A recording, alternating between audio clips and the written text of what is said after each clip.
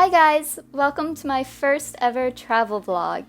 This time I'm bringing you along on our weekend trip to Lisbon, the capital city of Portugal.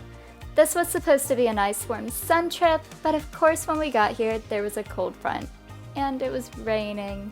But that's okay. Today we had planned to go to the Museum of Resistance and Freedom, which is a tribute to those who risked their lives in the fight against Portugal's dictatorship, which lasted nearly 50 years.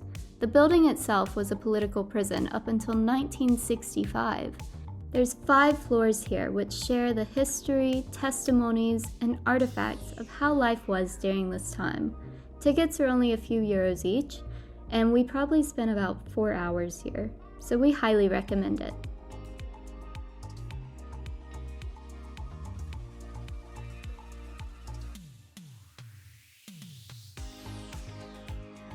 By the time we were done at the museum, the rain had finally stopped and the sun was shining, so we wandered around the streets until we finally came across one of our favorite restaurants in Lisbon. This place has fresh seafood and gooseneck barnacles, which I've only ever had in Portugal. By the time we were done eating, the clouds had come out and it was freezing cold again. So we took shelter in a textile shop, which was 2 floors of just all you can imagine of textiles. And I happen to be working on a project at the moment, so I took a few meters to go. I came across this place on Google Maps and thought it looked so cute, so we decided to check it out.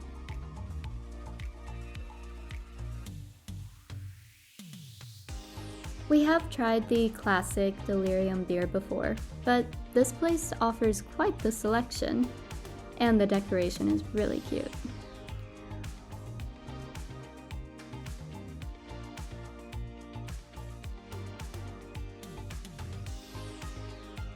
Everywhere we go, we like to test out small independent breweries, and we found this one.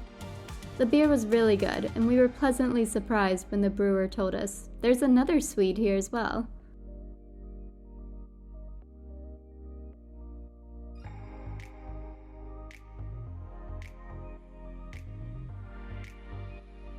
While we're in the room, I might as well give you a room tour.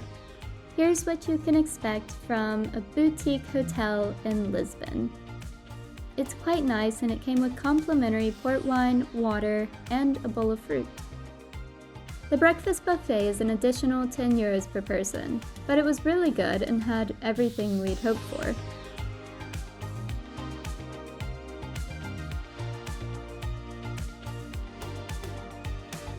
And the view from our table was absolutely amazing. But most importantly, the staff is so friendly and funny. And pro tip, in case you stay in this neighborhood, there is an elevator that takes you up the hill. Carl and I did not realize this until we were checking into our hotel, drenched in sweat, and the receptionist laughed and he was like, "Are you guys okay?" I love the colors of Lisbon, not only in the cute shops and the textiles, but also the buildings. If they're not painted with these bright colors, they're covered in beautiful tiles.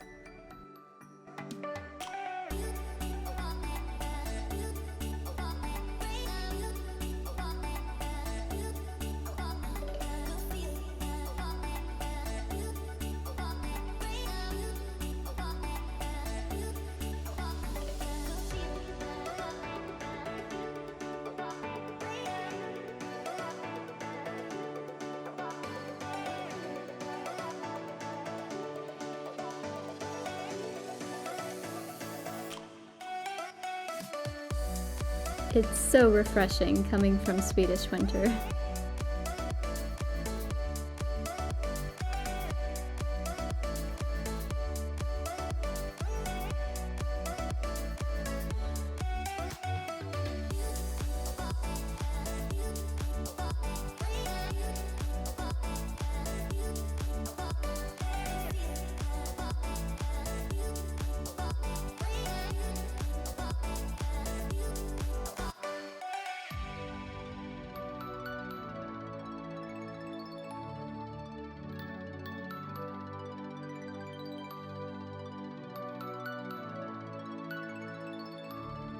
Since the weather was so beautiful today, we decided to book a free walking tour with Francisco. We started here in Rocio, where Francisco told us the guy on top of the statue might not be who he claims to be. We then continued to the Church of St. Dominic, which was originally built in 1241.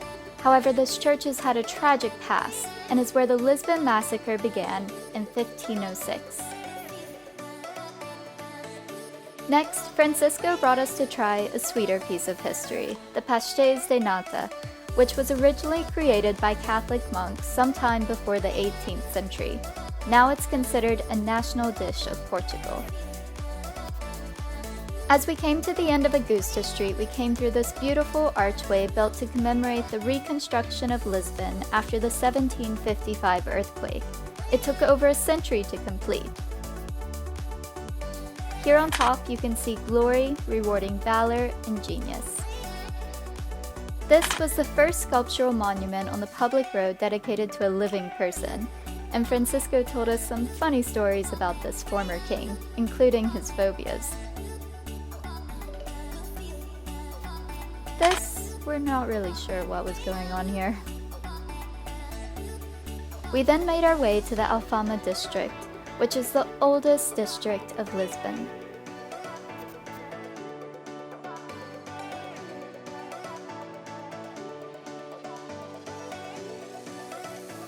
Francisco brought us to meet this charming lady who sells homemade giginya straight from her home. This cherry liqueur was so good, served in a chocolate cup.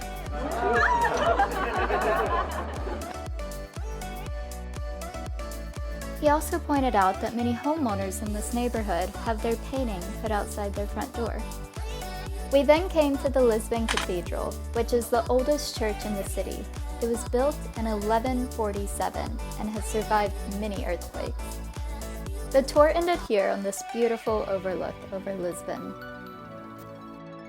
Francisco taught us a lot of history and kept us laughing the whole time, so we highly recommend doing a tour with him.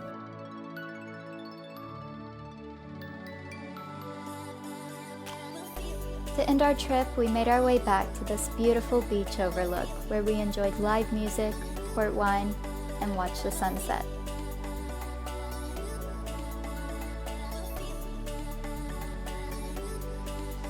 Thanks for watching. I hope you enjoyed it. Please like and subscribe.